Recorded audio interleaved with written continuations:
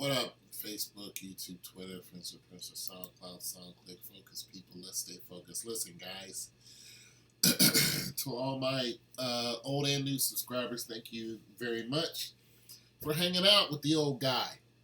It's about 5 o'clock in the morning. Not feeling my best. The winter always gets the best of me. So forgive the sniffles and the blowing of the nose, but it's a thing. All right? All right. So, okay. I'm going to go ahead and see if I can read some comments here. Uh, Dominic Sosa, he was talking about the ratings. I thought this was interesting because he said 28-3. The ratings were down for the game, and it was the Pats against the Falcons, the last Super Bowl, and he was talking about how the ratings were down, and then the ratings went back up because the Pats started winning. So he was like, of course, the NFL is fixed. And the ratings have a lot to do with it. Now, I talked about the Nelson ratings before with you guys when it comes to all sports. If some of you guys don't understand or even know what the Nelson ratings is, it's basically a television rating that pretty much boosts your channel when you have, more eyeballs on your channel. You get more ads, so on and so forth. Just like YouTube. The more people to watch your channel, the more people want to pay you because you have eyeballs on your channel. Well, the Nelson rating works where you have somebody looking at your channel for, I think it's 5 minutes, then it counts. If not, then it doesn't count. And it does have, it has a major impact on your finances simply because you have so many people who watch your channel and stay and watch the channel through the whole thing. That's why you see a whole lot of sitcoms come out and then go away. It's because of the Nelson ratings. Now, the same thing in sports. Of course, the sport doesn't necessarily go away as far as major football, but remember Jim McMahon tried to start a National Football League, and it flopped. Why? Because of the Nelson ratings. So I do want to, big ups Dominic Sosa for that comment, because it's definitely pertinent. Now, listen, I'm not going to make a prediction over who's going to win these next 2 games. One of them really doesn't matter to me.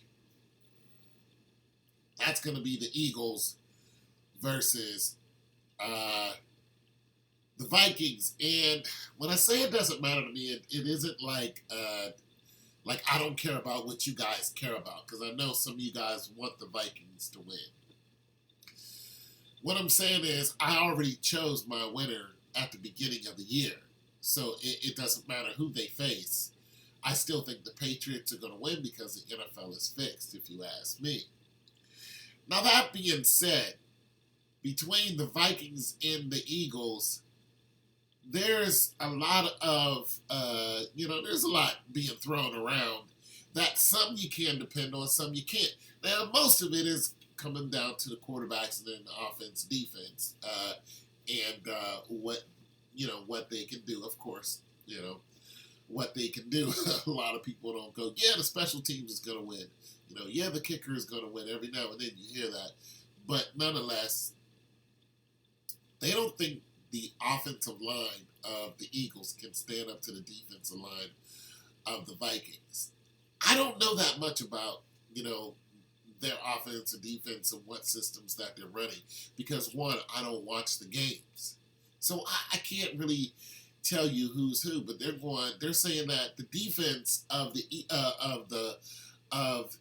the Vikings is the best there is. And I'm just like, well, wait a minute. I thought Blake Bortles in, Jacksonville, I thought they had the best defense in football. What's really something is nobody is saying that the Patriots have the best defense.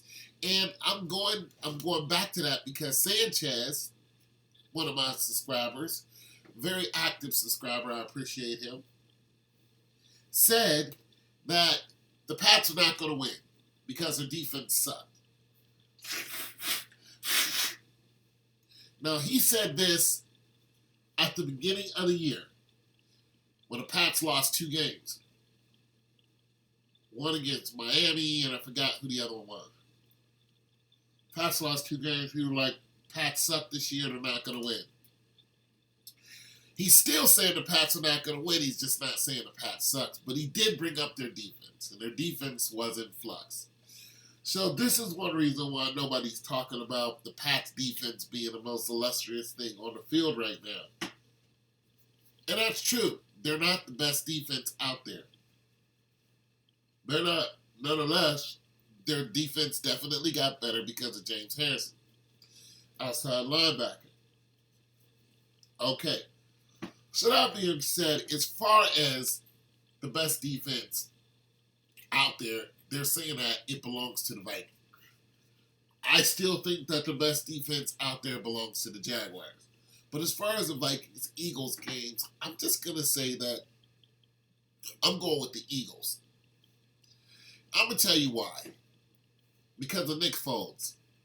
In his career, he started in 41 professional games that he started in. He's been to a couple playoffs. His QBR isn't terrible at all. He is a better quarterback than Casey Keenum. To me, Casey Keenum always is known as a playmaker now. Nick Foles is not known as the playmaker, but he's just, listen, look, Nick Foles is not the backup. Okay? This guy is holding it down. All right? He's just not this. And listen, and here's another reason why I'm going with the Eagles. And I could be wrong. Listen, I really don't care if I'm wrong. I really don't care. But another reason why, this is the big reason why, Vegas. I think that the Eagles are playing at home too, right? Vegas has the Eagles playing at home like a 6-point underdog. I'm like, wait, what? Aren't you the favorite when you play at home? So I'm going to go ahead and go with Nick Foles and the Eagles. And I don't know how they're going to get it done.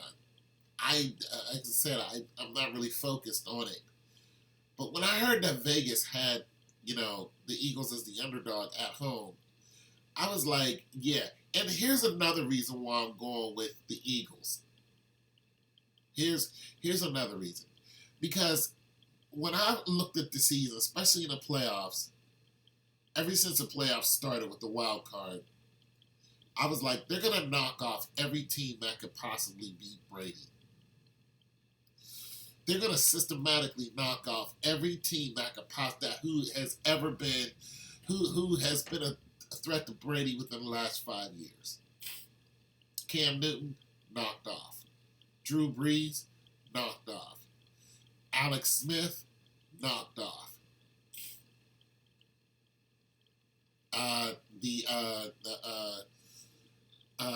Miami, knocked off. Buffalo, knocked off. Any one of those teams that have ever... Listen, Mariota was never a threat to the Patriots. Mariota, however you say his name. He was never a threat. Never. Carson Wentz, knocked off. You guys can go and look back at the season and see who's either beat them or who was touted to beat the Patriots. And every single one of those teams or players is knocked the heck off. Antonio Brown, knocked off. Anyone who's come close to being a threat to Brady is not there. Brady is playing up against two backup quarterbacks, which is Foles and Keenum. And nobody's talking about how great Blake Bortles is. Not one person is talking about, oh yeah, Blake Bortles is going to come in and light up the sky. Aaron Rodgers, knocked off. What quarterback out there right now out of the four is a threat? Not one. There is not one star-studded quarterback. Matt Ryan, knocked off.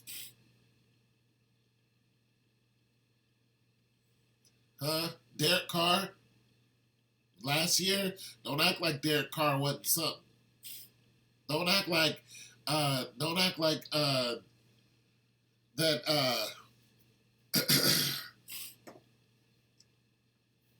that they wasn't going to do anything. Like Derek Carr's team wasn't going to do anything, because they were. They were a major threat. Matt Ryan was the MVP last year. Gone. Carson Wentz, possible MVP, 11-2. Gone. Okay? Drew Brees was the only threat left. And it took a miracle to get him out of the running. A miracle. And once again, I'm not saying that play was fixed or not fixed. I just gave my opinion on the holistic view of that guy going low and completely missing Diggs. Just wanted to give a broader view of all the possibilities. Nonetheless, Drew Brees, the only possible threat, the only one left, knocked off. And that was his game to lose. And he didn't lose it. He won that game. His teammate lost that game. There's not one star-studded quarterback in the running. Not one person in the Patriots' way, to me. And some of you guys are going to go, oh, the Vikings and Casey Keenum. When did we start going, Casey Keenum is a threat to Tom Brady? When did this happen? Never. He's not a threat. The Vikings' defense is a threat. And you know what? This is really something. Because none of these quarterbacks are a threat to Tom Brady. It's all about their defense. Let's face it. The Eagles' defense is not number one. I think they're number 3. Vikings' defense is number 1. Jaguars' defense is number 2. Patriots' defense is probably not even rated number 4. Nonetheless, in the battle of the quarterback, this is the day and age of the quarterback. That's what this is. There's not one laudable quarterback facing Tom Brady.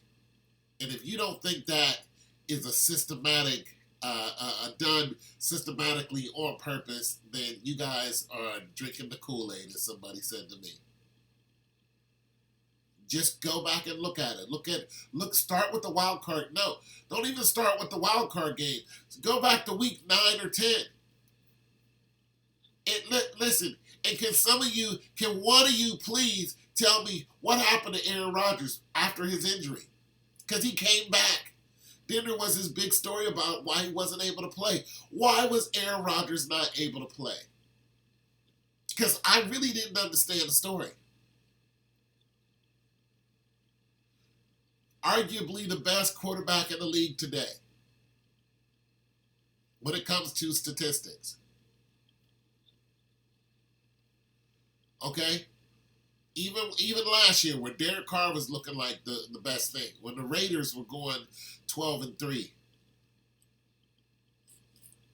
Aaron Rodgers was still king of the hill. Every single one of those quarterbacks who were better quarterbacks than Tom Brady is out of the game from either injuries or the playoffs. And it doesn't make sense. None of it. So I'm just going to say right now, I choose the Vikings. I choose the Eagles over the Vikings simply because the Vikings are the bigger threat.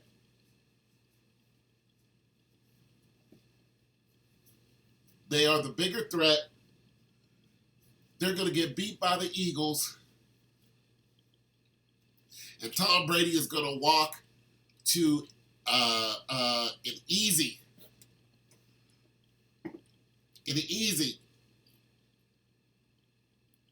mid to low scoring game against Jacksonville. He's going to beat Jacksonville. He's going to beat Jacksonville by, I don't know, I'm just going to throw 28-13 or something like that. Patriots over Jacksonville. Vikings lose to the Eagles. I'm going to say it's going to be a low-scoring game. Two good defensive teams. I'm going to go 17 to, 7 or 10 or something like that. Eagles take it. It's going to be by a touchdown. Then the Eagles are going to get trounced by Tom Brady.